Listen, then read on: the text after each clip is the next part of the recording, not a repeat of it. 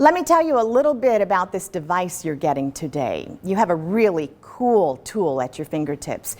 Did you know movie makers use technology to create the movies you go see? Astronauts have devices as they plan explorations and build equipment. Police officers have devices in their squad cars. What you are being loaned brings some exciting possibilities as you learn, create, and explore. Remember though, with this tool come some big responsibilities as well. With a device of your own comes huge responsibility. You have to be trustworthy in how you use your Chromebook. Let's learn some ways to responsibly use that Chromebook.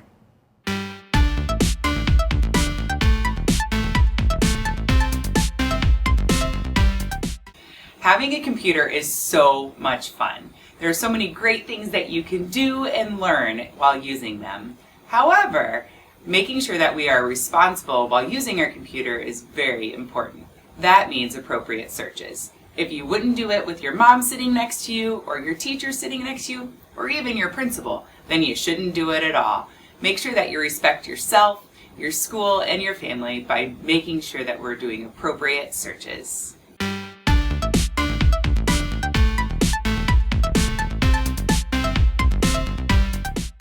Google Docs can be a lot of fun. You can use them to collaborate with people and a lot of things that you can't do with just paper and pencil. But the important thing is that you use them appropriately. You use them to collaborate and not to chat with your buddies.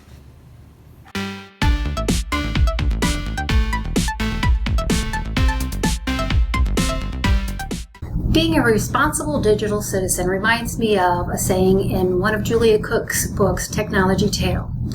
Think before you post. Is it true? Is it helpful? Is it inspiring? Is it necessary? And is it kind? If you can say yes to all 5 of those things before you post, you are being a responsible digital citizen.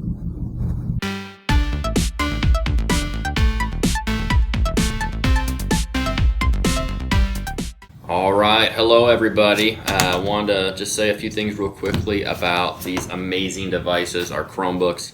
Excited that we are able to provide everyone with the Chromebooks again. They're great tools. Awesome things you can do with them in the classroom. However, that said, we want to make sure we're using them the right way. Make sure you're listening to your teachers, using them when you're supposed to be and for the right things, and not using them when you're not supposed to be. Just like, again, with paper and pencil, I wouldn't want you drawing pictures, being distracted when your teacher's talking to you about the math lesson. I don't want you on here searching the internet, again, when you're supposed to be paying attention. So make sure you listen to your teacher. These are great tools. You're going to learn how to do a lot of great things with them. At the same time, we want to make sure you're using the right way and don't get yourself in trouble with them. So make sure you guys listen to your teachers. You'll be in good shape.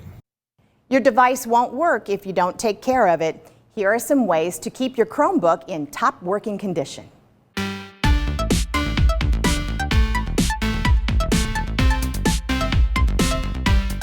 Welcome students, we're here today to talk to you a little bit about Chromebook safety. Make sure that you keep your Chromebook in the case, because in the case keeps the Chromebook safe. Definitely when you're walking down the hallway, you want to make sure that you keep your Chromebooks with you and you're not in a hurry swinging it around and could possibly bang into corners or the doorway when you're going into a room. Another thing you never want to do with your Chromebook is to put it into doors, a door stop. That door could get jammed in and do a lot of damage, even if it's in your case. Also, by the way, when you're on the stairs and when you're with your buddies, please don't play basketball and mess around with them and throw them into buckets. You could really damage your Chromebook that way as well. Watch out for trash cans or obstacles when you're walking through the hall. And definitely, you don't want to play football with your Chromebook.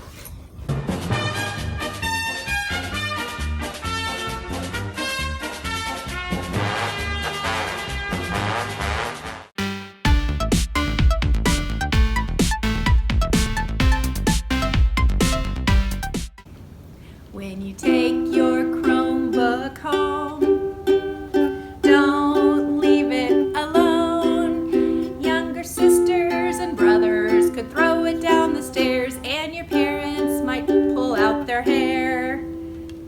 remember, kids, be very careful with your Chromebooks, and if you have younger sisters and brothers, don't let them play with it.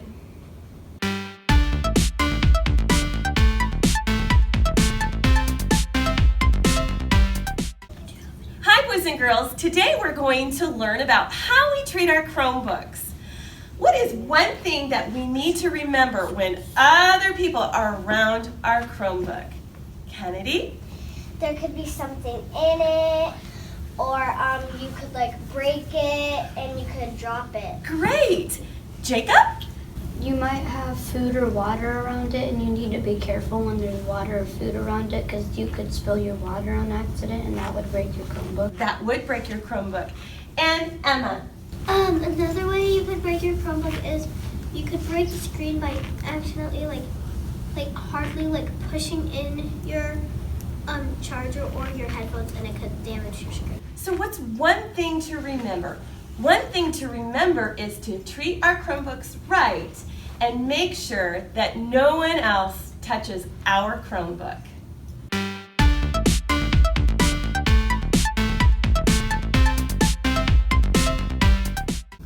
Hi everybody. When you get your Chromebook this year, one thing you want to remember is that you need to take care of the device. One thing our tech department has noticed is that Chromebooks are being broken while they're in backpacks. So there's some things you can do to keep your Chromebook safe. First, don't drop your backpack when your Chromebook's in there.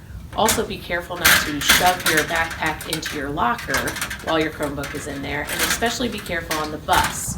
Take your backpack off of your back before you sit down on the bus, so you're not slamming into your seat and your Chromebook is getting smashed inside your backpack. So remember, when you're given the Chromebook, to take extra care to keep it safe throughout the year.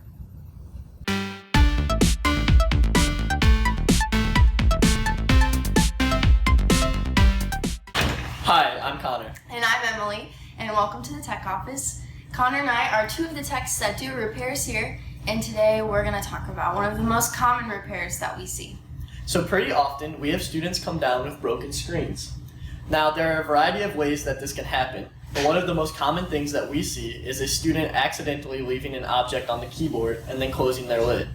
In this case, it was earbuds.